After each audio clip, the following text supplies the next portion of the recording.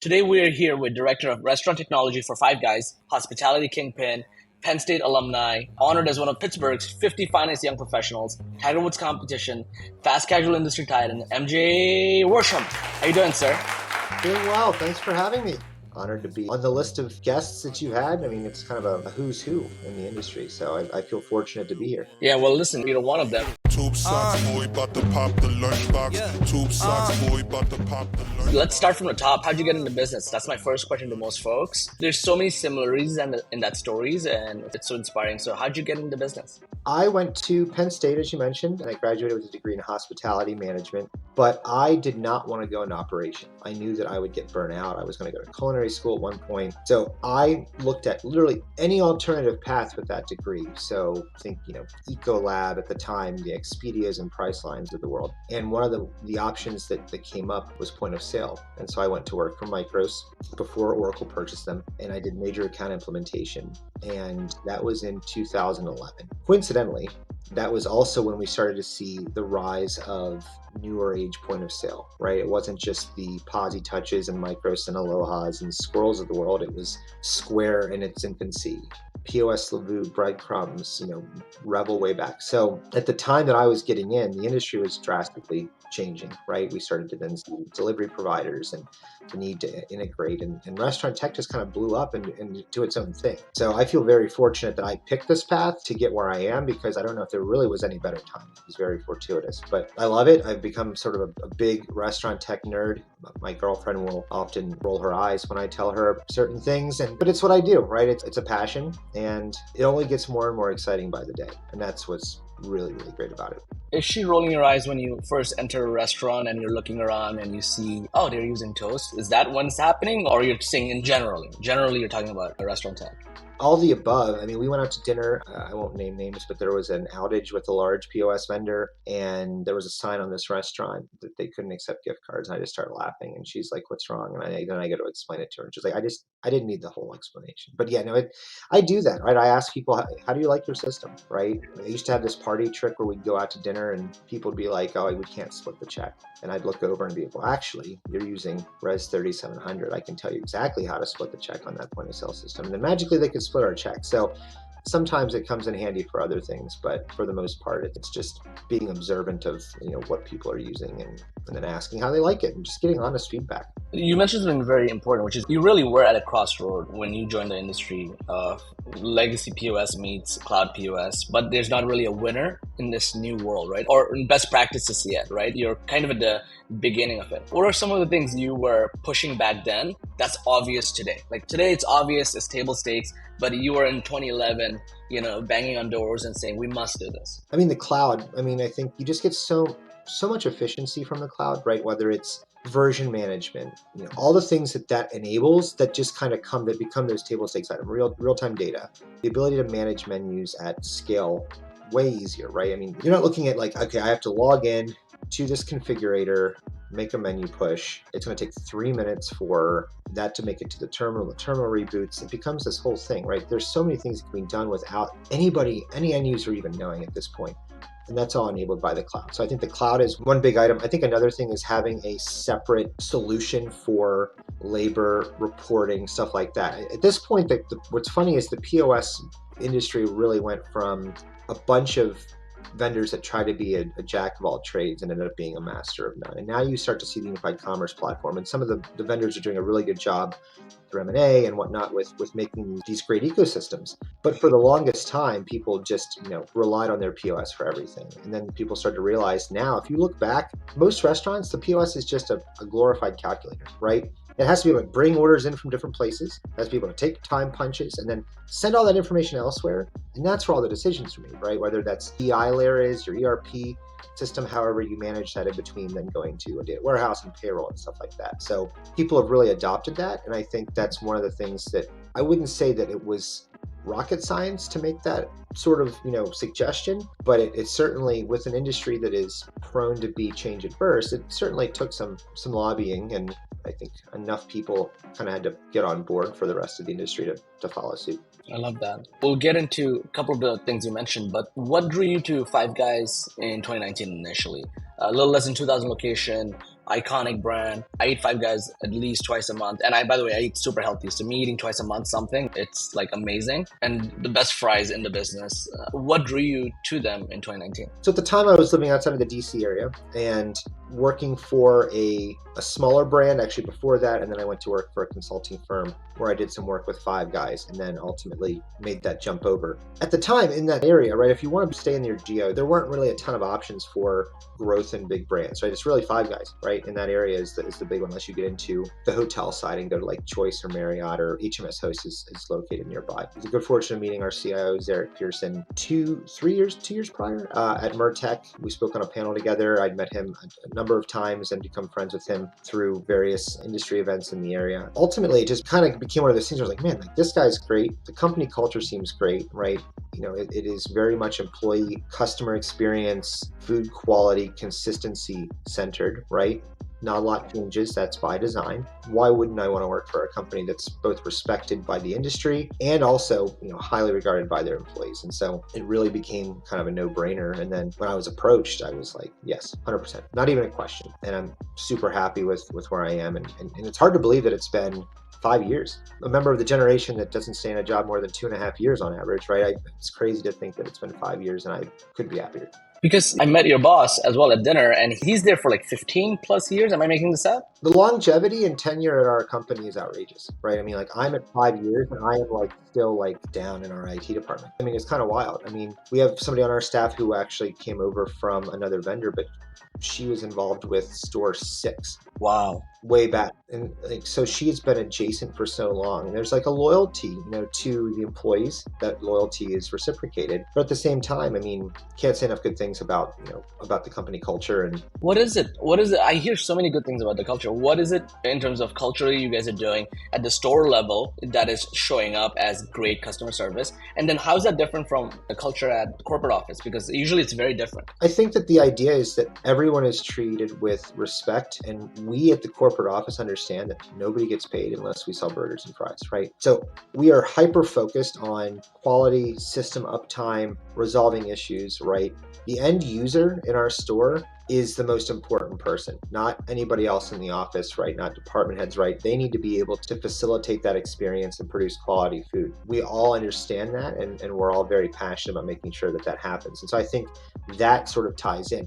We're still family owned, right? So I think that there's a huge aspect of that, and it is a bit of an anomaly, I would say, in the world of business. I don't think many people can say that, but at the same time, happy that I was able to find it, and happy that, you know, people understand and see the value in what we do. Yeah.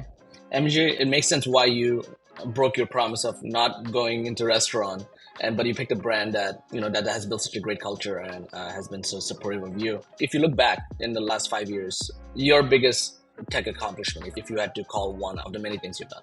So I would say at the beginning of my work with Five Guys, I worked on the release of our international app and online ordering website. So we are in 24 countries. So there was a big push to do that. And then in 2022, we released a custom bespoke app here in North America as well. So I've been able to be a part of the launch and design and management of both of those, which I think is really cool. And, you know, what we did here, I think was super cool with, you know, understanding that the pandemic, I don't want to say that there's an upside, but it did greatly accelerate the digital space for restaurants, right? I think that people understand the need and that it is not retracted, you know, in the way that people maybe would have thought after the pandemic. People are in a new habit. And then to support that, you have to have channels that reduce friction, provide convenience, make people want to come back, especially with the, you know, digital only brands.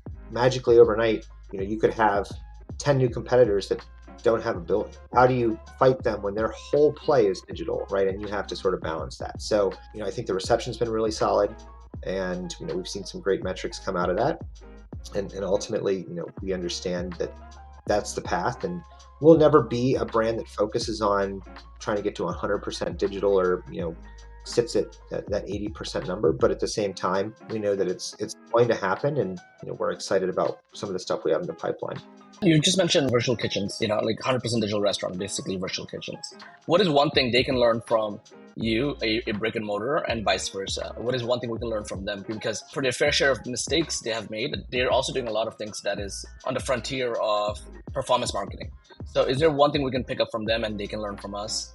I think that if you turn off the mindset of managing a digital strategy and an in-store strategy, right, and you just focus on digital, like, you'll consider a lot more. And then if you can find a way to not silo those things and make sure that they're cohesive, then that's a good thing that we can learn from them, right? Because obviously they're all in on the digital side. For them, I think that they have to understand that there are a lot of people that look at buying food as a very robotic sort of situation, right? It's very, decision logic, right? I'm hungry. What am I hungry for? This. When do I want it, right? And so that person doesn't care about the guest experience as much, right? Because they're just trying to get fed. But there are a lot of people that do, right? And so I think that they've done a good job of trying to recreate that with the branding, right? Some of these national partners and brands that they were able to sort of license that make a ton of sense because there's the brand recognition, even if they don't have a store. But at the same time, how do you portray that guest experience, right? When there is no touch point. And solving for that is tough. And there will be people, I think, that just will not really engage with those brands as often because they still see this is a hospitality transaction and they're not getting that in some of those spaces.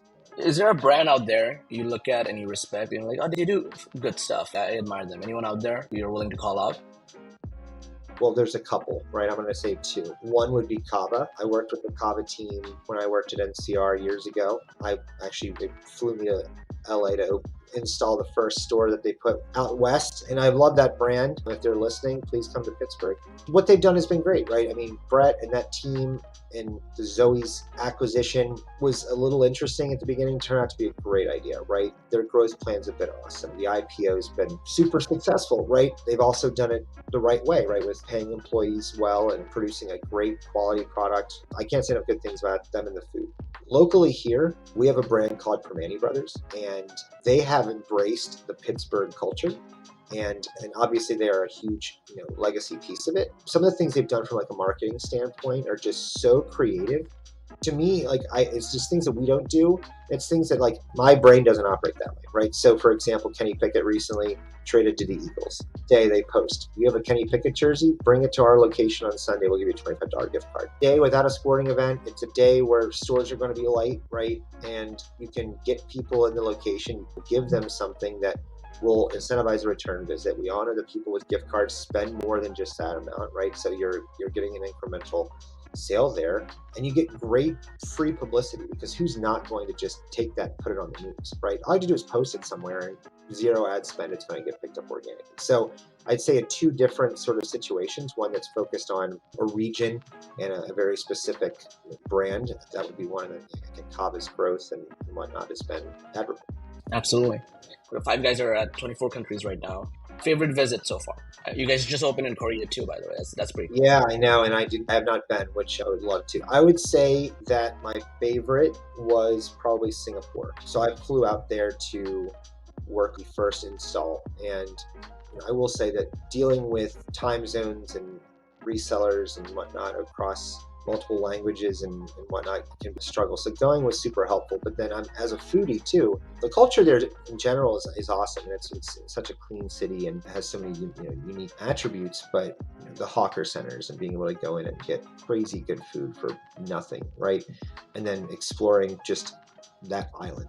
It was a lot of fun. It was brutal on my sleep schedule, but it was an awesome experience. And it was also very easy to get around. If people are listening have never been to Asia and want to, it's a good sort of gateway country because it's very English heavy. So it's not daunting. It's not really intimidating in terms of trying to maneuver your way through, but it's a really cool spot. I love that. For a lot of IT leaders or technology leaders in the restaurant space, there's a lot of misconception. The misconception is you guys are sitting there and configuring menus all day long. But a lot of your job is, and you mentioned this earlier, it's selling an idea, a vision to all the stakeholders. That requires a great deal of communication skills and a great deal of negotiations. Can you speak a little bit to that on how much of that is your job versus the technical aspect of it? Yeah, I mean, it is shifted, right? Over the years, there was a time where I was just sitting behind a computer, entering in 800 bottle wine lists, right? And doing stuff like that. And that was fun, right? And that taught a lot, right? And I think getting to see different operations has helped all the way to now. And so there's a business acumen aspect, and then there's also an internal kind of translation aspect, right? Because we have to both champion the idea internally, but then also be able to speak about it at a high level on the technical side. And they're very different conversations. So I think understanding your audience and breaking things down in a way that makes sense, right? But more importantly, not touting the bells and whistles. And, the uptime is 99.7%. And this is how much they spent in R&D last year. The people in operations don't care about that. They care, how does this help us make more money, be more efficient, provide a better product, provide a better experience? And if you can focus on those things, right, then it becomes a lot easier. And right, so a lot of these are the features that will help, right? Building an ROI case, right, for those that are more on the financial minded side. And then ultimately, just getting buy-in and answering questions. And typically those conversations will lead to some sort of change that we didn't think about, because we're so removed from the operations side at this point that we're like, oh, we didn't consider that, right? And then we have to go back and make an adjustment. But that's why these are collaborative, cross-functional teams working on these projects, because everybody's looking at it from a different lens, and the value in that is huge. But ultimately, you kind of have two different sort of brains, right? The negotiating and terms and SLA brain, and then there's the, this is how it makes us a better brand and lets us produce a better product. MJ, this was a wonderful discussion. Thank you so much for making some time. I really enjoyed us grabbing dinner, and more importantly, really enjoyed just chatting a little bit and understanding how you guys have not only built 1,800 locations, but you're making them all speak to each other, great customer service, great culture, and then all of it translating digitally as well. So you've built an amazing tech stack over there, and we're very inspired to chat with you for a little bit. Appreciate the invite, and happy to talk shop, and look forward to chatting more in the future. Absolutely. Thank you. To fly with me. Tube socks, boy, about to pop the lunchbox. Tube socks, boy.